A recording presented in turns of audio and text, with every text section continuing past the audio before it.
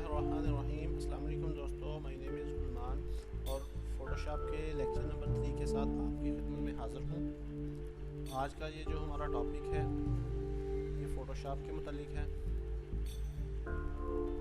पहले दो जो हम टूल उसके बारे में हम डिस्कस कर चुके हैं। अब इस टूल के बारे में हम मैजिक टूल के बारे में हम डिस्कस करेंगे। ठीक है, इसलिए क्या काम करता है और इसे हम किस तरह यूज़ करते हैं। तो चलिए ये स्टार्ट करते हैं। न्यू फाइल मैंने ओपन की। ओपन करने के बाद मैंने इस टूल को सिलेक्ट किया। इस टूल को सिलेक्ट करके हम कहीं भी क्लिक करेंगे और वो सारा एरिया सेलेक्ट करेगा जो कि एक कलर का होगा। जिस तरह के एग्जांपल के तौर पर एक मैं पिक्चर इसमें इंसर्ट करता हूँ।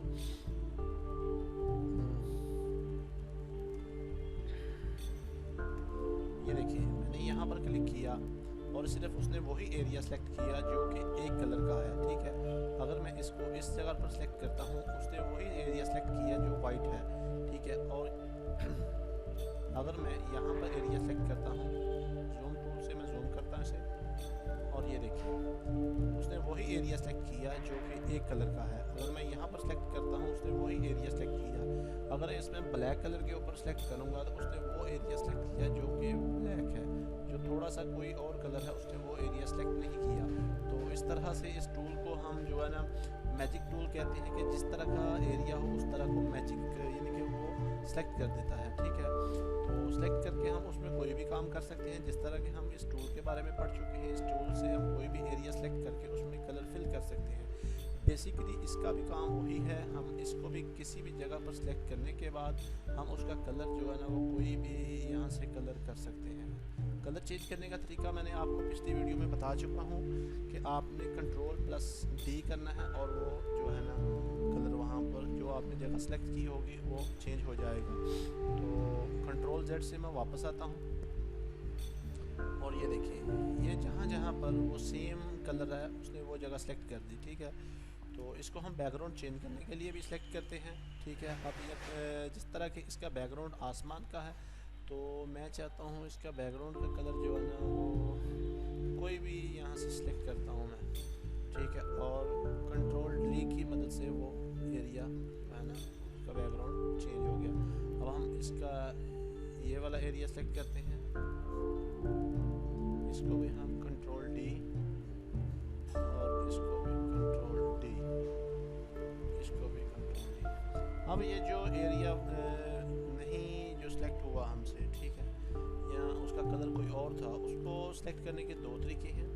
एक हम इरेजर टूल की मदद से भी उसे सिलेक्ट कर सकते हैं और दूसरा तरीका है ये है कि हम उसके ऊपर सिलेक्ट करके Ctrl+D की मदद से उनको जो है ना वो ख़त्म कर सकते हैं। ठीक है, इस तरह हम थोड़ा थोड़ा सिलेक्ट करके सारा इसका बैकग्राउंड जो है ना चेंज कर सकते हैं।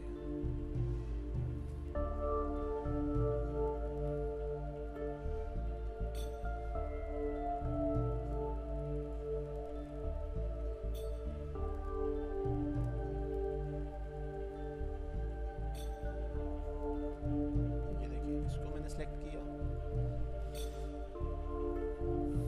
और ये जो सिलेक्शन टूल था, जो मैजिक टूल था, इसकी आपको समझ आ गई होगी कि किसी भी एक तरह के एरिया को सिलेक्ट करता है और उसका कलर चेंज कर सकते हैं हम, और इसको हम मूव भी कर सकते हैं। जिस तरह के हमने ये सारा एरिया सेलेक्ट किया, हम चाहते हैं इसे मूव तो मूव टूल की मदद से हम इस सारे एरिया को मूव भी कर सकते हैं जो सिलेक्ट है। ठीक है, Ctrl+Z से वापस आते हैं हम, तो ये देखिए इसका जो एरिया है वो सारा चेंज हो चुका है बैकग्राउंड। ठीक है, इसमें हम कोई और कलर भी फिल कर सकते हैं। जिस तरह के मैं ये कलर सेलेक्ट करता हूँ और Ctrl+D की मदद से इस एरिया को मैंने चेंज कर दिया। अब मैं यहाँ पर कोई और कलर फिल कर देता हूँ, Ctrl+D, ये देखिए। तो इस तरह आप इस टूल की मदद से किसी भी एरिया को सिलेक्ट कर सकते हैं और उसकी चेंजिंग कर सकते हैं। जिस तरह के हमने इस एरिया को सिलेक्ट करके Ctrl+D दबाया और ये पूरा बैकग्राउंड जो है चेंज हो चुका है। तो ये मैजिक टूल के मतलब उम्मीद करता हूँ आपको समझ आ गई होगी। नेक्स्ट लेक्चर में हम नेक्स्ट टूल के बारे में पढ़ेंगे। तब तक के लिए अल्लाह हाफिज़।